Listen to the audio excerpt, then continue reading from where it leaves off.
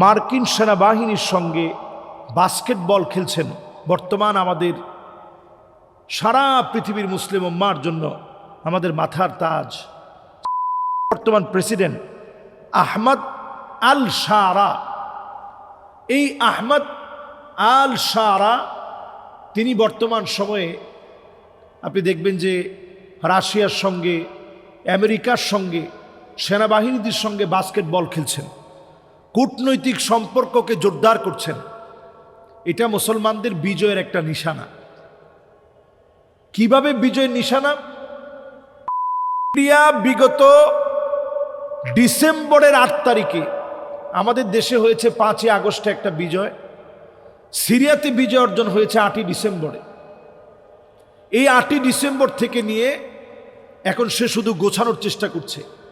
আহমদ আল শারা তার সময়ে এই অল্প কিছুদিনের ভিতরে একটা বৈপ্লবিক পরিবর্তন নিয়ে এসেছেন।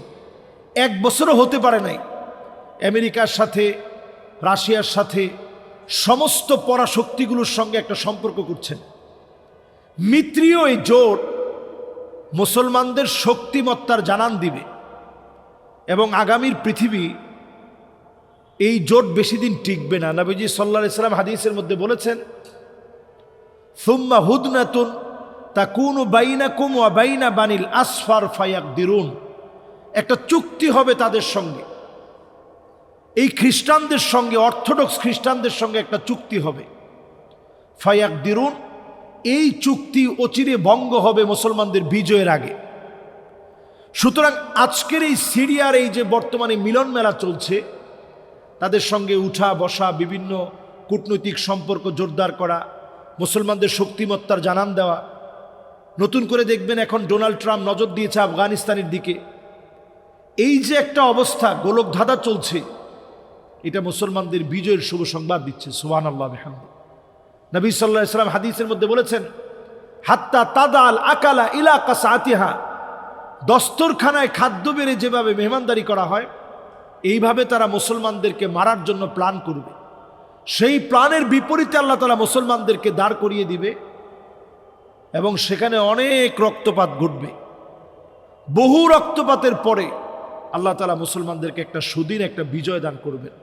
আমরা এই দৃশ্যগুলো যখন দেখি যে মার্কিন সেনাবাহিনীর সাথে সিরিয়ার প্রেসিডেন্ট আহমদ আল শারা তখন খেলাধুলা করতেছে, বাস্কেটবল খেলতেছে, বিভিন্ন কূটনীতিক সম্পর্ক জোরদার করছে, তখন আমরা মর্মাহত হই না, আমরা তখন একটা আশার আলো দেখি।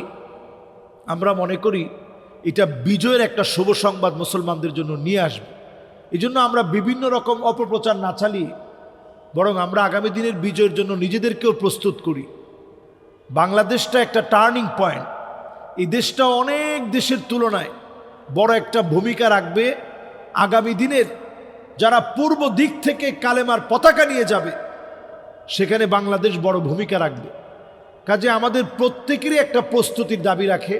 সুতরাং আমরা দিন বিজয়ের লক্ষ্যে এখন মুসলমানদের যে উত্তর জালেমদের পরাজয়ের পরে মাজলুমদের বিজয় দেখতে পাচ্ছি, এই বিজয় মুসলমানদেরকে সামনের একটা দিকে নিয়ে যাবে। হাত্তা নবী সাল্লাল্লাহু আলাইহি ওয়াসাল্লাম বলছেন, হাত্তা তাকুনু খিলাফাহ আলা মিনহাজিন নবুওয়া। আবার কোরআন সুন্নাহ অনুযায়ী রাষ্ট্র পরিচালিত হবে। রাষ্ট্রের শাসক যিনি হবেন তিনি জনগণের জন্য কাজ করবেন। আমরা তো সেটাই দেখতে পাচ্ছি। শাসকদের জন্য আলাদা কোনো প্রোটোকল থাকবে না। শাসকরা তেমন কোনো কিছু রাষ্ট্র থেকে খেয়ে ফেলবে না, নিয়ে নেবে না। শাসকদের তেমন কোনো উন্নয়ন হবে না, জনগণের উন্নয়ন হবে। সুতরাং এমন শাসকদেরকে আমরা দেখতে পাচ্ছি।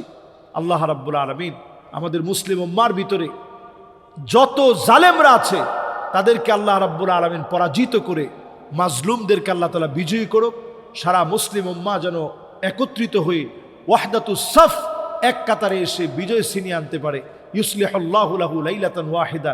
এক রাত্রিতে আল্লাহ তাআলা যে বিজয়ের শুভ সংবাদ দিয়েছেন, এই বিজয় আনার জন্য এখন থেকে যেন আমরা চেষ্টা করি, আমরা যেন প্রচেষ্টা চালিয়ে যাই। প্রত্যেকে যার যার জায়গা থেকে যেন ঐক্যবদ্ধ হওয়ার চেষ্টা করি।